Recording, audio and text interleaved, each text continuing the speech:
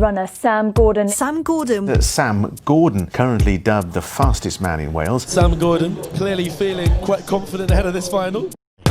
Sam Gordon, electric out the blocks, already leaving the other athletes in his way. Yo, we just finished the final. Sam Gordon's miles ahead. Good finish from McCoy and Gambagele. 10.08. What a run from Samuel Gordon. That would be a Welsh record, a championship best. But equal BB, up on the wall right there. No complaints, just progression, which is what we want. Here is Sam Gordon from Wales. People have written me off, people have doubted me, and like I said before, never doubt someone, because you don't know what they're going through, you don't know what their mindset is. I don't want to be the fastest in Wales, I don't want to be the fastest in the UK, I want to be one of the fastest in the world, do you know what I mean?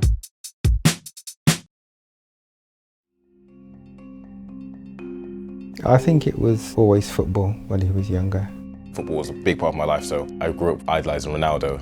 You saw that one standout player that literally was better than everyone else, was really flashy on the field, and I wanted to be that guy. On the school pitch, I would literally try and be flashy, strike the ball from as far as I could, do you know what I mean, just be that spectacular player.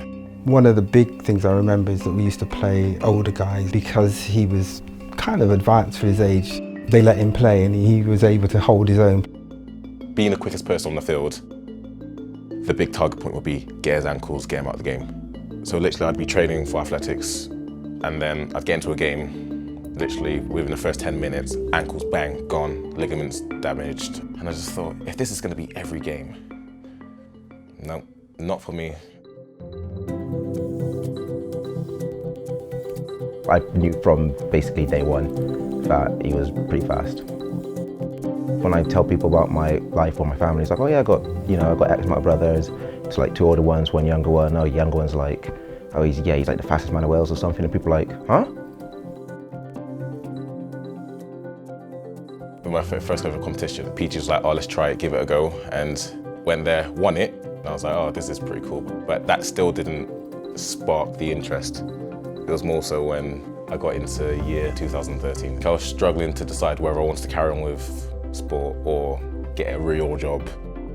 I literally gave all my all that 1 year to athletics. It was the European Juniors that year. I didn't make it, but came 7th in the trials, and I thought, oh, if I put my head down for a year and worked really hard and I've achieved this, I should be able to achieve a lot more if I actually dedicate my life to this. Just this little ball of energy. He was like a young, quite scrawny kid, pretty fast, but a little bit all over the place, arms and legs flying all over the place. I just thought, if you tidy up what he's doing mechanically and kind of get him a bit physically stronger, then he definitely had potential. It was pretty much like that. He was doing his life, and then without any time at all, he was just walking around like like a rock or something. When he started at university, he was going there for a little while and suddenly he walked through the door and I thought, what's happened to you?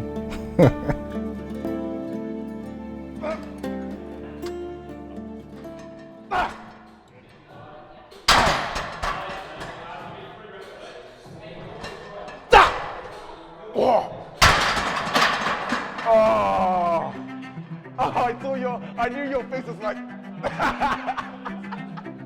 When I came to Cardiff Met to do my studying, I joined my now coach Matt Elias, and from then on out we went to warm weather training camps in Arizona, so we were out there training.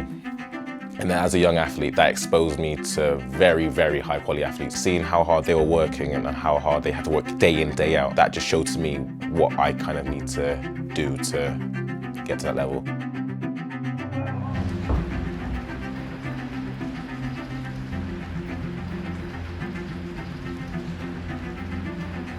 Sometimes going outside and run, you don't want to, but my dad always said it's mind over matter when you get to this level, and that's literally what I tell myself. So if I feel like I'm going to throw up, if I feel like I'm probably going to collapse on the floor because I'm exhausted, I literally just dial in. Just so I know that when I get to the outdoors and start running, I know I've done all the work that I can do. Today they had kind of a big sort of either intensive tempo or lactate workout session. It's basically just pushing that body to a state where you're operating with lactate, and it's almost like a bit of a burning sensation. Your legs start to feel burny, they start feeling really heavy. It almost looks like a bit like a war zone at the end, with bodies scattered everywhere. And when we get to those last reps, just getting yourself to the start line, not just builds that physical strength, but kind of that mental strength needed as well.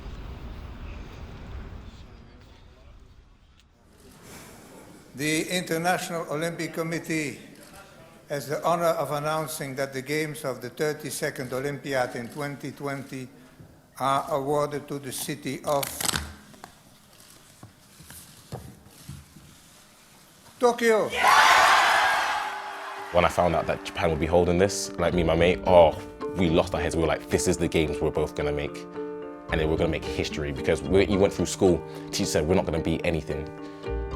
You two are not gonna make it, you're not gonna make it in life, you're not gonna make it for uni.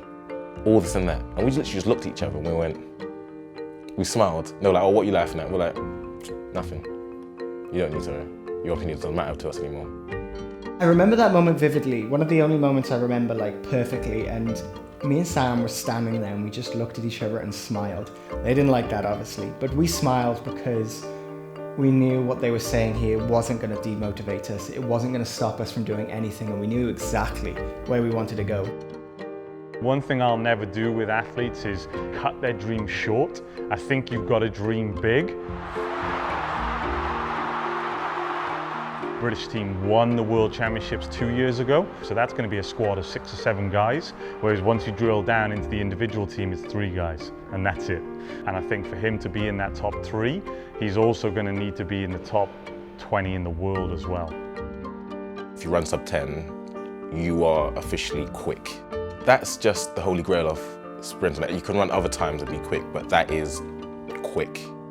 I've always said, the moment I think that I'm not going to make it, I'm not going to make it.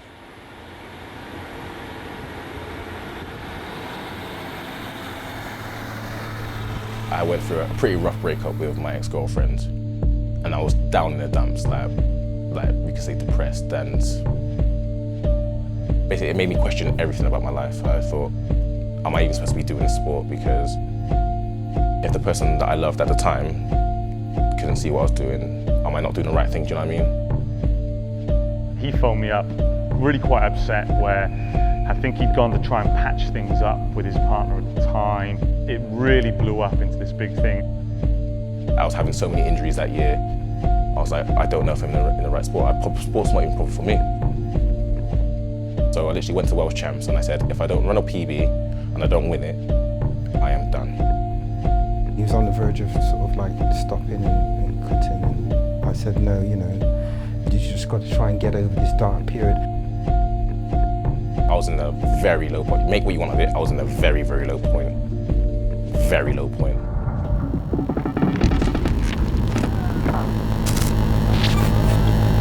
Sam Gordon. Sam Gordon, currently dubbed the fastest man. How many paracetamols does it take to kill someone? Literally, I remember I had them all lined up ready just to take the whole thing and just put them back.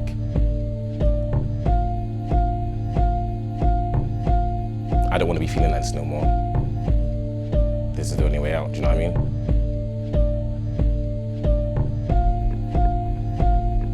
It's hard to put into words like how you get there. I think it's just when you think your whole life's crashing down on you. I just don't want my parents to come in or my brother to come in and see a dead body in the bed. How will my parents feel when they're waking me up? Do you know what I mean? How will my brothers feel? How will my friends feel? Like, just gone without a word. No one said a goodbye, nothing, and I'm just there. But luckily, they were there, they had my back. They were supporting me throughout the whole way. So in the end, obviously I didn't feel like I needed to do that. It was like that was sucking the life out of him. And then all of a sudden, once those ties were cut, just that life came back and you saw the energy come back.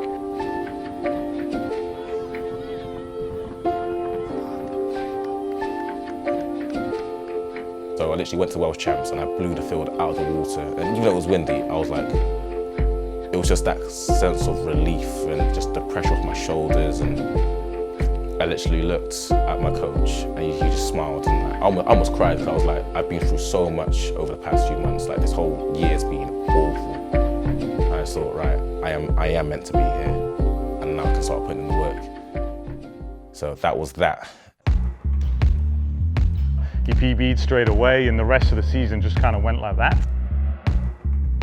I think that was a big learning thing for him in his life as well. If he's happy and truly happy away from the track, that will bleed onto what he does on the track.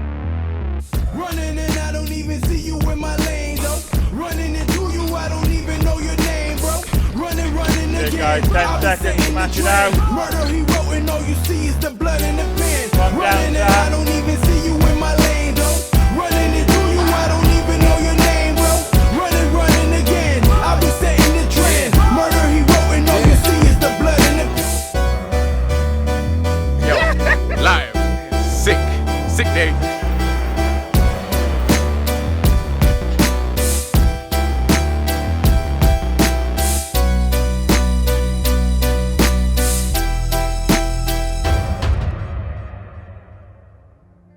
Most recently, I didn't make the World Championships team for the Champs in Doha.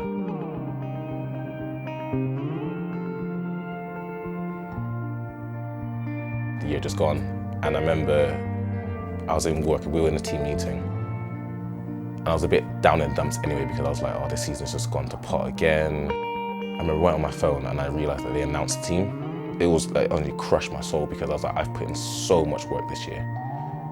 I still haven't made the cut. Like, what more am I supposed to do? And I remember I stopped talking, I literally walked out of the meeting, went to my car, and I just burst my eyes out crying. I was like, this is another year that I haven't made the grade, that I haven't made it.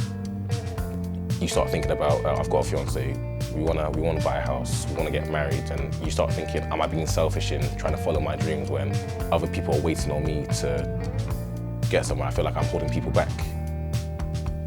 You start thinking, have I been selfish for so many years and I haven't realized? You start questioning yourself about if what you're doing is right. They said, look, use all of these negative things to actually enhance your running. I said, you know, when things maybe, even now when things are maybe just not going quite how you want them to, you know, you've got to take that negative and build on it and use that to say, look, I've been here before, I've been through worse actually.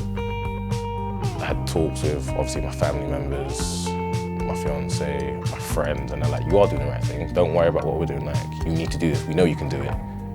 And having that support network behind me has literally just fueled me like well to try and get to where I know I can be, which is the Olympic Games.